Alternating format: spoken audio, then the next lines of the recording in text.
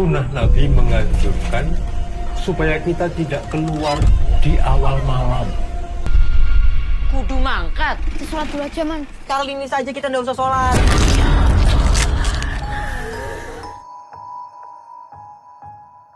Hai. Hai sahabat Female, apa kabar? Saya Andri Masadi. Aku Aulia Sarah, kita dari cast film Waktu Maghrib. Betul, yang akan tayang sebentar lagi di tanggal 9 Februari 2023. Tentang kisah tiga anak-anak kecil. Mereka berteman ya. Ya, Terus anak kecil, anak sekolah. di desa. Ya wajar lah ya, anak-anak karakternya beda-beda. Ada yang rajin, ada yang nakal, badung gitu ya. Intinya mereka ini mangkir dari kewajiban-kewajiban mereka saat menjelang maghrib. Betul, dia melakukan apalah kayak misalnya sumpah serapah pada saat waktu maghrib gitu. Akhirnya tidak lama dari situ tuh kayak ada teror-teror yang terjadi di kehidupan mereka. Meninggalkan sholat maghrib, keluar dari rumah waktu maghrib gitu. Betul. Ya. Dimana harusnya ketika maghrib tuh kita di dalam rumah gitu ya, malah keluar melakukan aktivitas-aktivitas yang harusnya bisa ditunda di waktu maghrib, dia malah lakukan. Kemudian ya akibatnya mereka mendapat bencana. Bencana, petaka-petaka lah di Petaka-petaka. desa tersebut Yes. gitu.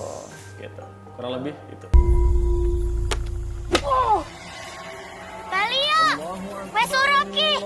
Engkau nanggung ki. Dulu sana nanggung. Kok gitu sih? Nanti kalau aku diculik jemet piye? Karakterku di film ini sebagai Ibu Woro. Bu Woro itu adalah salah satu guru di desa Jati Jajar. Terus beliau kurang lebih umurnya udah 30 tahun tapi belum nikah-nikah. Akhirnya menjadi gunjingan para anak murid gitu. Terus tambahan yang menguatkan dia makin diomongin sama anak muridnya karena dia tuh punya metode ngedidik anak-anaknya dengan cara yang cukup keras dan juga sangat disiplin gitu. Makanya dapat sebutan dari murid-muridnya tuh kayak guru galak lah, guru killer kayak gitu. Padahal sebenarnya kalau di luar itu Bu Woro tuh sebenarnya kayak sangat peduli sekali sama murid-muridnya dan punya cita-cita pengen memajukan anak-anak di desa ini supaya dapat pendidikan yang bagus gitu. Berperan sebagai Karta. Karta itu adalah pamannya Ayu, tinggal di hutan, terisolasi sendiri. Karena dia dianggap membawa sial, membawa petaka sama orang-orang kampung, makanya dia dijauhkan gitu, dibully, dijauhilah gitu. Pokoknya kalau ada Karta pasti bawa sial. Itu kemudian Karta ini juga punya kayak traumatis gitu sama suara azan maghrib. Relate sama anak sekarang? Masih sih harusnya. Masih. Menurut gue sih masih ya. Iya sih, nggak tahu kalau di kota besar kayak Jakarta. Kota besar kayak Jakarta ya, cuman gue yakin orang tuanya pun kan pernah kecil ya. Orang tuanya pasti yang mendidik anaknya sampai sekarang. Gede minimal dia pasti ngasih tahu lah kalau dia beragama muslim, apalagi ya misalnya kayak kalau maghrib di rumah dulu atau berhenti dulu aktivitas atau suruh ke masjid atau pasti ya adalah menurut gue pesan-pesan ke situ. Jadi kurang lebih harusnya sih masih banyak relate. Allahu Akbar. Mau kemana? Assalamualaikum. Waalaikumsalam. Habis sholat terus pulang ya. Rasa mencekam proses syuting ya? Wah iya lagi. Iya lagi. Mencekam loh, kita tiap hari beneran kok gue kayak diteror beneran gitu. Kacau sih. Tapi syutingnya menyenangkan. Menyenangkan. Kita padahal timnya sih kompak banget, lawak banget. Gambarannya film ini semencekam apa ya? Misalnya mencekam proses syutingnya juga mungkin ini kali ya. Semencekam pekatnya malam ketika telah melalui senja. Waduh. Kan malam itu kan pekat gitu ya. Iya, Jadi benar. kita nggak bisa tahu tuh ada apa dalam pekat malam itu kalau lagi malam lewatin hutan gitu ya. Kalau teman-teman pernah laluin hutan-hutan yang pohon tebu, pohon pisang, jalan nggak ada orang. semencekam itu sih kayaknya tuh. Mungkin lebih parah sih kayaknya.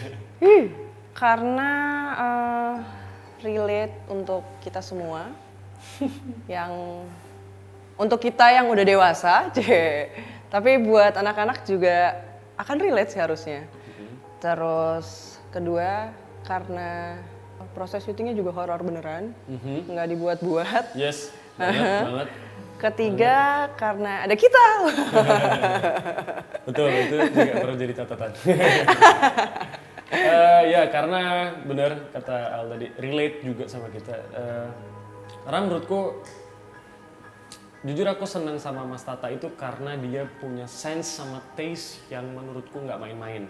Dalam artian nggak main-main tuh dia benar-benar tahu apa yang dia mau gitu. Jadi ketika dia bisa berkreasi, bukan karena apa yang dia punya banyak hal gitu, tapi dari keterbatasan, let's say hal-hal yang minimalis gitu ya, dia bisa berkreasi.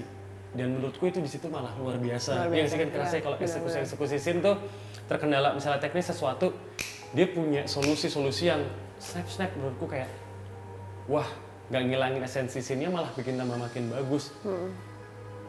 Itu kenapa makanya menurutku jadi saran buat teman-teman nonton juga, karena aku suka directingnya Tata. Pasti Aul juga setuju. Terus kemudian film ini banyak banget pesannya tentang anak-anak kecil waktu maghrib, tentang traumatism, judgment, apapun itu ya gitu ya di kampung, tentang kemuliaan seorang guru gitu ya. Banyak banget pesan-pesannya. Dan yang ketiga, why not? It's a horror movie. Ya kan?